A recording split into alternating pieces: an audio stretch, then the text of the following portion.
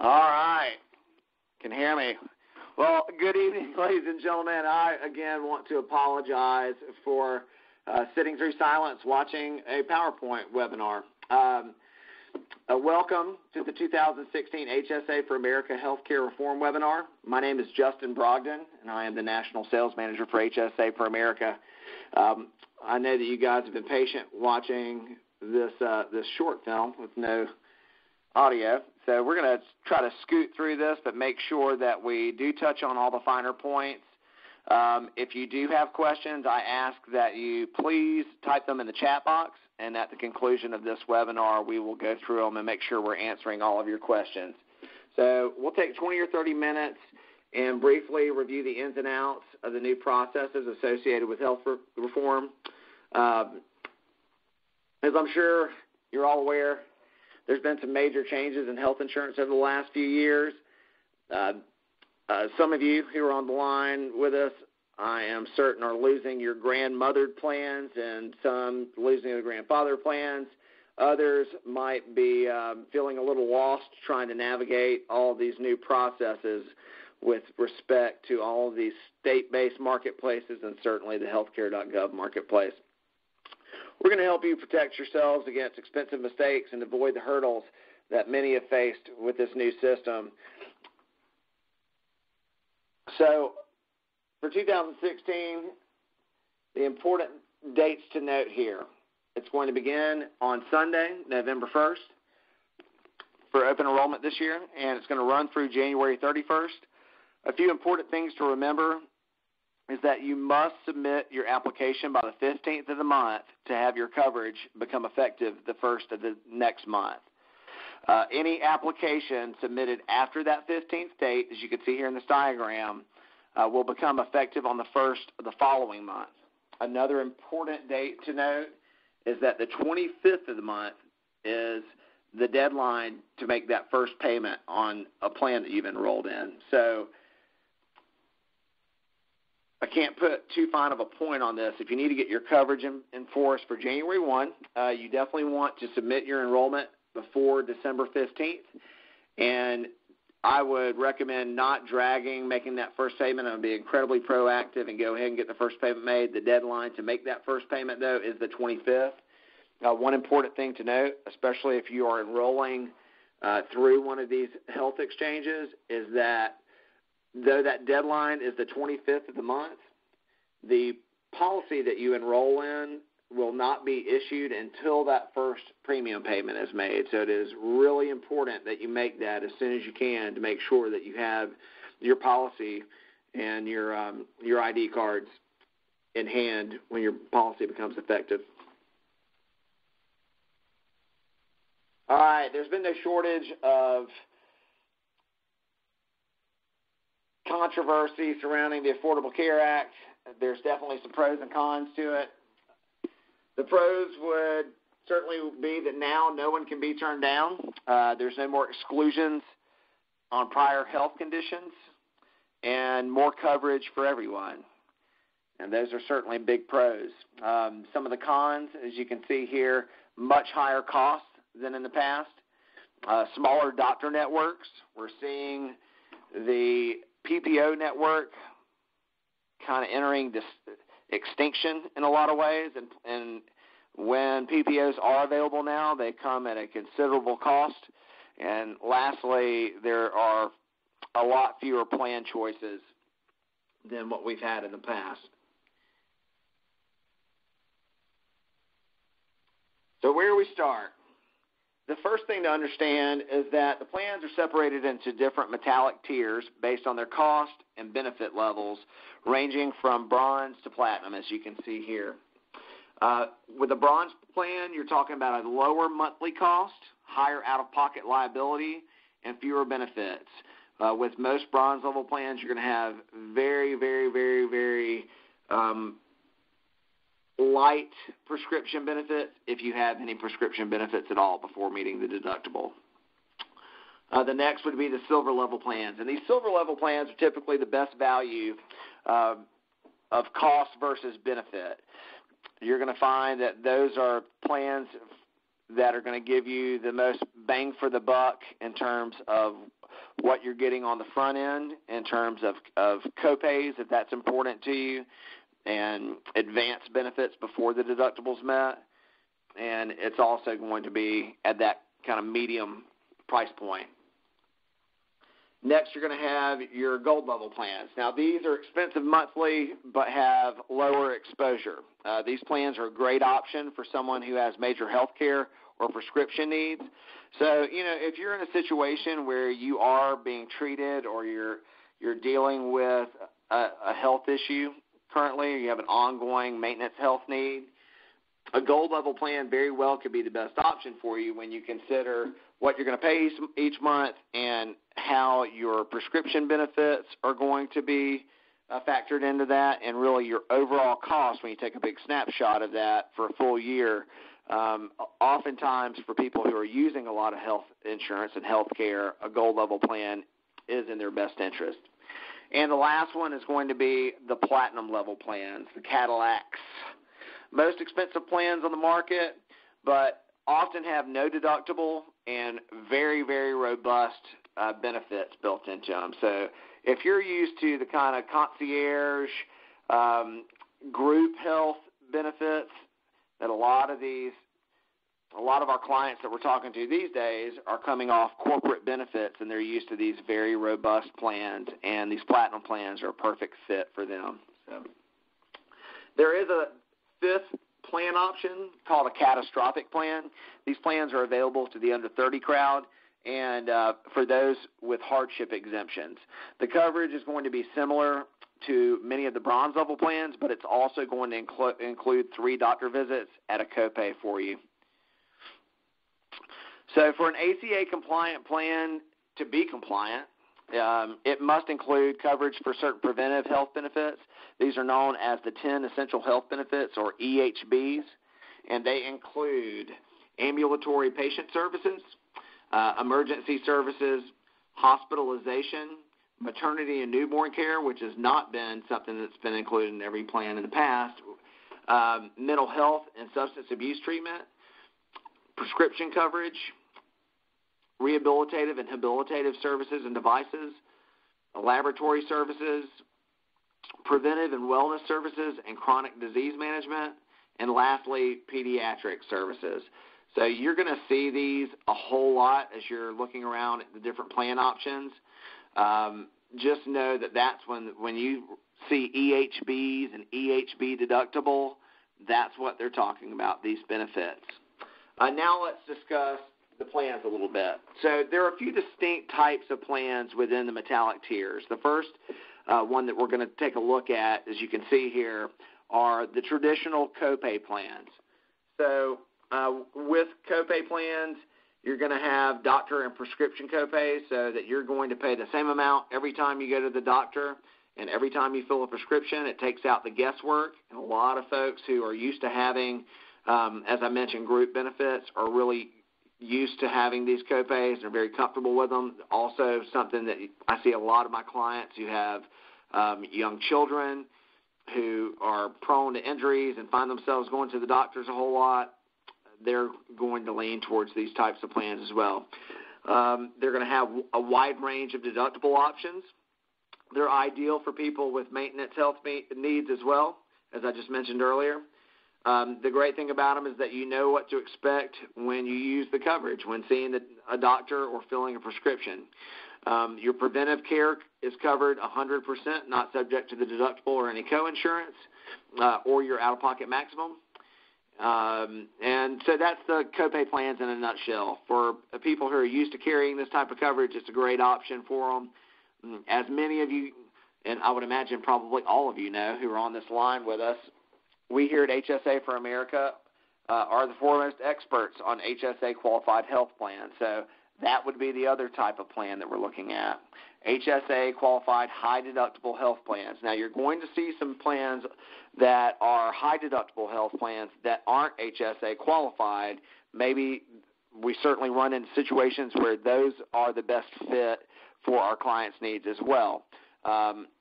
One thing we'll talk about with the HSA qualified plans, though, many people refer to this type of coverage as old-fashioned insurance. with these high-deductible health plans, I like the analogy that you would never expect the car company to go out and pay for your maintenance on your car. They're not going to put gas in your car. They're not going to service your car. Maybe in some cases they are. Your car insurance certainly isn't paying for you to get an oil change. And health insurance wasn't designed to be a healthcare system like it's become. So that's what an HSA qualified health plan is all about. It's about consumer-driven healthcare. These plans are perfect for those looking for catastrophic coverage that's more bare bones, where you're going to foot the cost on the front end and be covered 100% most of the time once you meet your chosen deductible. With these plans, they do typically have lower premiums. You're able to control your out-of-pocket costs. They have high deductibles. So, as I mentioned, you're going to pay for everything until you meet your chosen deductible. And I would say 90% of the time these days, the way that these plans are structured is once your deductible is met, you're covered 100%. So another huge benefit of the HSAs, as I'm sure you guys are well aware, is that you can use pre-tax dollars to pay for your out-of-pocket medical expenses. So that's wildly attractive to our clients who want to control their out-of-pocket costs and don't want to pay hundreds of dollars each month to have the benefit of a copay plan when they know good and well that they'll never use those copays because they stay healthy and they are very proactive about their health and their health care. An HSA is also a fantastic way of lowering your taxable income and potentially increasing your subsidy eligibility. So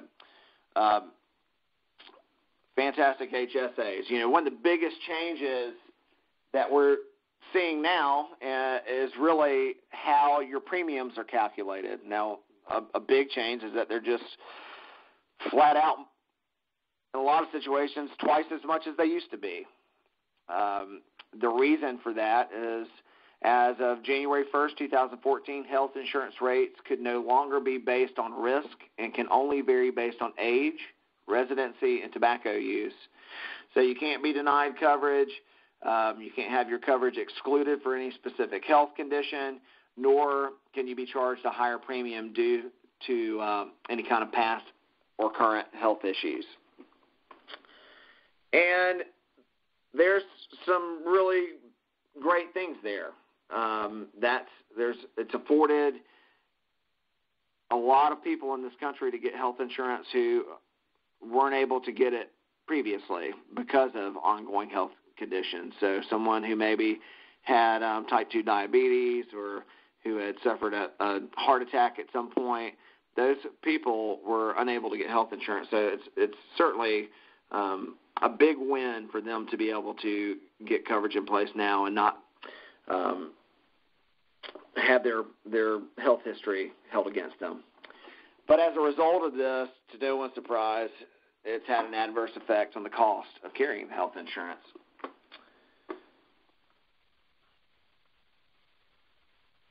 Because of this increased cost, the Affordable Care Act offers advanced premium tax credits and cost-sharing assistance to those who meet certain income eligibility requirements. So we're going to take just a few minutes and talk about premium assistance and cost-sharing assistance. So what that boils down to is that for those of you who fall between 400% and in some states 100% the federal poverty level, so at 400%, that would be about $46,000 a year for an individual and right around $94,000 for a family of four. You're going to be eligible for an advanced premium tax credit. So that advanced premium tax credit is paid in an advanced subsidy. Depending on how much you're eligible for, the government sends a check to the carrier that you enroll with. For however much you're eligible for, you pay the difference of that. So that's the advanced premium tax credit. There's also some additional assistance available to those who are at 250% or less of the federal poverty level. That's our cost-sharing assistance, and that would be in addition to the advanced premium tax credit, and that would be for anyone, as you can see, It's about $30,000 for an individual and about $60,000 for a family of four. Anywhere around there or below, you can be eligible for those additional benefits. So, as I mentioned, the advanced premium tax credit deals with the ongoing cost of carrying health insurance, and the cost-sharing assistance deals with the liability within the plan that you've chosen. So that would relate to your deductible, your co-insurance, certainly your out-of-pocket maximums, and it can affect your copays. And I can't stress this enough, as I mentioned before, to take advantage, if you are eligible for cost-sharing assistance, you must get a silver level plan in place. But for some, it's a way of lowering your out-of-pocket liability from, say, $6,850 to $750 before you're covered 100%. So for those who are on the lower end of things and are eligible for the highest levels, it can really be a game changer for you. So now it's time to make a decision. You know, if you have current coverage, should you keep it? Can you keep it? Your existing coverage is going to fall into one of three categories of health plans, as you can see here. Grandfather plans. With most of these plans, well, all of these plans would be any plan that was effective March 23rd of 2010 or earlier. So that was the cutoff. With these plans, they're not subject to all of the reform mandates. They're going to have lower premiums. They're more than likely going to have a much more robust doctor's network that you have access to, and they do meet the minimum essential coverage requirements, so there's no tax penalties. If you're in a position to keep your grandfather plan, I have heard from some of my clients who have seen some skyrocketing rate increases on their grandfather plans and are shopping around. My experience has been that if you're eligible for one of these grandfather plans to keep it in place, it's going to be in your best interest to keep it. You're going to pay less for more coverage by keeping that plan in place, has been my experience.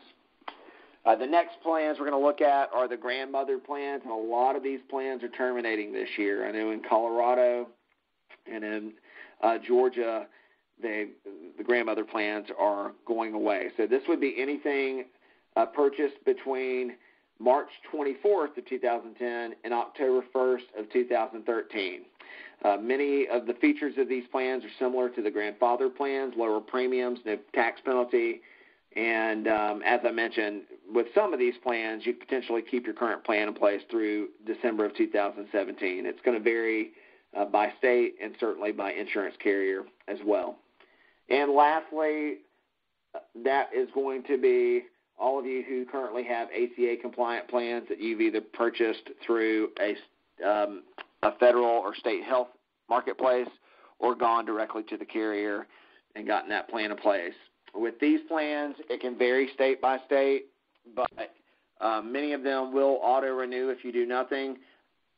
I would encourage everyone here, even if you think you're going to stay put, to really do your research and make sure that you're set for 2016. Most of the plans that are available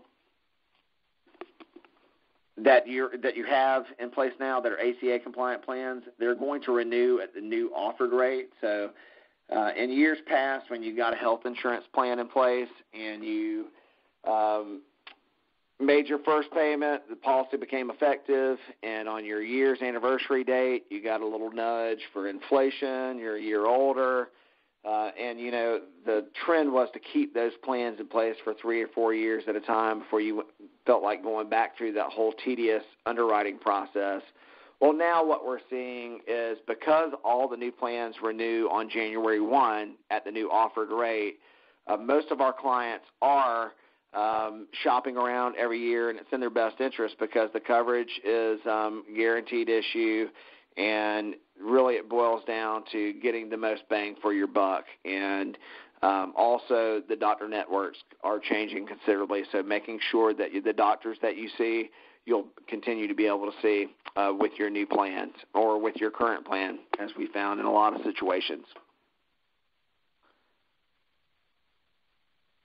All right, so there's I'm sure a few of you on this line who will choose not to participate in the Affordable Care Act, or Obamacare, as it is commonly referred to. I just wanted to point out what the penalties are as it pertains to these different years. So for 2016, there's going to be a $695 individual penalty or a $2,085 family penalty versus 2.5% of your household income. And that would be also half the individual amount for kids 18 and under. There are a few exceptions, as you can see here, where you can get around paying these penalties for certainly religious reasons, not present in the United States.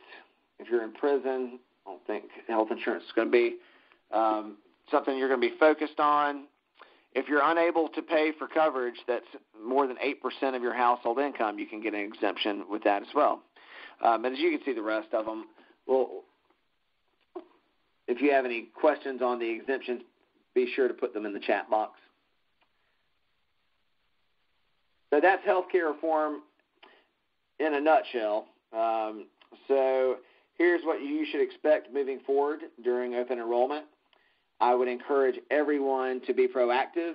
Issues tend to arise when waiting until the last minute, so you should expect delays in processing, especially on exchange enrollments. I would encourage everyone who's on this line right now to request to speak with your assigned personal benefits consultant to really make this process easy for you and take the headache out of it for you. And as you can see here, you can reach us at our hotline at 866-749-2039. All right, so the last thing I want to kind of talk about before we recap is why us? I realize that everyone that's on this line has the ability to go out and get their health insurance in place, and I have folks ask me this all the time. Why should I work with you and not just go directly to the exchange or go directly to the carrier? The first thing I would say is that it's definitely in your best interest to deal with a licensed insurance agent who knows the ins and outs of the industry, especially with all of the chaos that can go on now with the Affordable Care Act. Navigators are typically inexperienced and do not have industry knowledge or insight. Working with us at HSA for America, you're going to get year-round assistance from, as I mentioned, your personal benefits consultant who has a vested interest in your satisfaction and happiness. And one of the big things that we do for our clients is we take them through our health insurance optimization program. So that's a unique process that we take our prospects and clients through. Our goal is to help our clients minimize their financial risk related to their health, to act as their long-term consultants and advisors, and to always make the process easy and hassle-free. That's what we're all about here. So for the company, our goal is to make a person to get you from point A to point Z and have you enrolled and really take all the headache. There are a lot of pitfalls and hurdles that you can find yourself in, and it definitely helps to have an advocate. And for me, there's a number of other benefits you can see here, but there's none greater than having somebody who has a vested interest in your happiness and satisfaction. And having one person, if you do have issues with claims or your coverage, that you can call on, that's always going to be familiar with your situation and really be your advocate and work on your behalf and kind of knows the landscape in a way that can navigate it much quicker than you'll be able to do on your own. So I can't stress enough how important it is to work with somebody, and certainly by working with somebody who is an independent broker, you're getting unbiased advice and feedback. Being appointed with all of the carriers that are offered really helps us to look at your situation, and every one of my client situations are vastly different. So what you need might not be the same as what your neighbor needs. And by having somebody that can really dig down and help you drill down and figure out exactly what your needs are, and then help you meet those needs and get a plan in place, and oftentimes a package of plans that are going to protect your health and wealth. So let's recap here, and then we'll open the lines up for some questions, if there are any. Open enrollment, again, starts November 1st. That is this Sunday, and it will run until January 31st. The new ACA plans are much more expensive than grandfather plans and non-grandfather plans, but there's no pre-existing conditions or exclusions or medical underwriting with these new plans. More benefits for all, including maternity coverage and prescription coverage. The provider networks, the doctor networks, tend to be much smaller. There's more HMOs, fewer PPOs, even fewer national PPOs. So HSAs are still the way. You can use to lower your taxable income and increase your subsidy, and certainly pay for all of your out-of-pocket medical expenses with tax-free dollars. And for those of you who are self-employed, there's a great benefit there. Premium assistance for those under 400% of the federal poverty level, and an additional cost-sharing assistance for those who are below 250% or below the federal poverty level.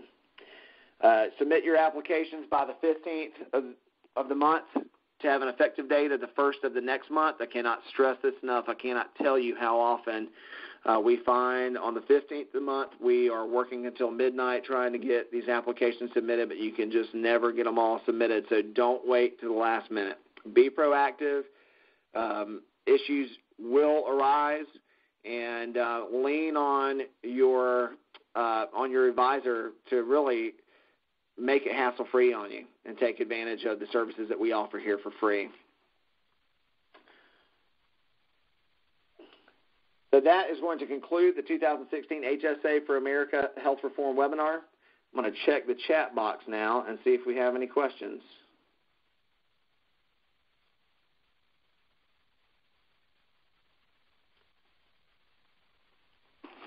All right, well, I don't see any questions. Looks like all the questions were on the front end when you guys couldn't hear me. Well, as you can see on your screen right now, this is our number. We're here to help you. We're here to make this easy on you. I know many of you are entering this, or actually a lot of you are current clients of ours, and we're going to take good care of you and make sure this process of transitioning from your grandmother and grandfather plans to these new ACA plans is as smooth a transition as possible. For those of you who are on the fence, I can't stress enough how much peace of mind it's going to save you to work with somebody who knows the lay of the land and save you from lots of headaches. So I don't see any other questions. I'm going to give it just a few more seconds, and then I will bid you guys a wonderful evening.